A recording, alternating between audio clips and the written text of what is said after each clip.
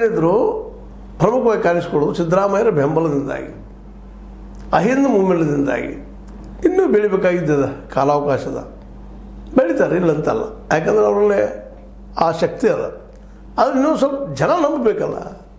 ಉತ್ತರ ಕರ್ನಾಟಕದ ಜನ ಪೂರ್ಣವಾಗಿ ಹೌದಪ್ಪ ಇವರು ನಮ್ಮ ನಾಯಕರು ಅಂತೇಳಿ ಆ ಪ್ರಮಾಣದಲ್ಲಿಲ್ಲ.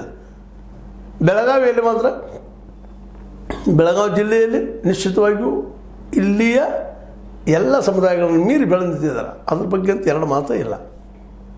ಬೆಳಗಾವಿಯ ಆಗಿರ್ಬೋದು, ಗೋಕಾಕ್ ತಾಲೂಕಿನ ಎರಡು ಭಾಗಗಳಾಗಿರ್ಬೋದು, ಇವತ್ತಿನ ಮೂಡಲಿಗೆ ಆಗಿರ್ಬೋದು, ಗೋಕಾಕ್ ಆಗಿರ್ಬೋದು, ಇನ್ನೂ ಒಂದಿಷ್ಟು ಆಗಿರ್ಬೋದು, ಅಲ್ಲೇ ಇಲ್ಲೇ ಇವುಗಳ ಮೇಲೆಲ್ಲ ಹಿಡಿದು ಸಾಧಿಸೋ ಪ್ರಯತ್ನ ಮಾಡ್ತಾಯಿದ್ದಾರೆ. ಆದರೆ ಇದೇ ಕಾಲಕ್ಕೆ ನಮ್ಮ DKC ಅವರ ಶಿಷ್ಯಳು ಜೊತೆಗೆ ತನ್ನ ಶಕ್ತಿಯನ್ನು ಬೆಳೆಸ್ಕೊಳ್ತಿರುವಂಥ ಲಕ್ಷ್ಮೀ ಹೆಬ್ಬಾಳ್ಕರ್ ಬಾಯಿ ಅವರು ನಿಧಾನಕ್ಕೆ ಬೆಳಗಾವಿ ಜಿಲ್ಲೆ ಮೇಲೆ ಹಿಡಿದು ಸಾಧಿಸಬೇಕು ತನ್ನ ಮಗನ ಮೂಲಕ ಅಂತೇಳಿ ಪ್ರಯತ್ನ ಮಾಡ್ತಾಯಿದ್ದಾರೆ.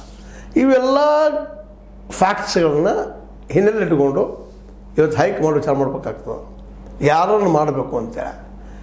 ಅದು ಒಂದು ಸ್ಪಷ್ಟ ಅದ, ಸಿದ್ದರಾಮಯ್ಯನವರಂತೆ ಮಾಸ್ ಲೀಡರ್, ಅದ್ರಲ್ಲಿ ಎರಡು ಮಾತ್ರ ಇಲ್ಲ. ಅವರನ್ನು ಮೀರಿಸುವಂಥ ಲೀಡರ್ ಯಾರಿದ್ರೆ ಅದು BJPಯಲ್ಲೇ ನಮ್ಮ ಯಡಿಯೂರಪ್ಪನವರು. ಅದು ಮೀರಿಸುವಂಥವ್ರು ನೈನ್ ಅನ್ನೋದಿಲ್ಲ ಅದನ್ನು.